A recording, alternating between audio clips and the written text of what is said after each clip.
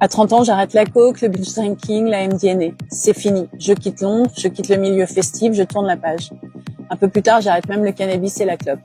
Les années passent, 14 ans d'abstinence. Et je me dis, c'est bon, c'est derrière moi. Et puis, un soir, en soirée, sans réfléchir, un pet circule, je fume quelques lattes, juste pour le fun. Rien de grave. Sauf que quelques semaines plus tard, c'était reparti. Pas les grosses soirées, pas la coke, mais le cannabis tous les jours. Comme si ces 14 ans n'avaient jamais existé. Alors on pense souvent que l'addiction c'est une question de volonté, que si on a arrêté longtemps, on est guéri, que si on replonge, c'est qu'on a tout gâché. Sauf que non, l'addiction c'est une maladie chronique. Quand on ne consomme pas, on n'est pas guéri, on est en rémission. Et la rechute fait partie du risque, parce qu'on porte à vie les traces du passage de l'addiction. Dans notre cerveau, dans nos souvenirs et même dans notre sommeil. C'est marqué au fer rouge. C'est pourquoi un seul verre, un seul joint, une seule trace peut réveiller des connexions éteintes depuis des années. Pas parce qu'on est faible, mais parce que notre cerveau est câblé différemment.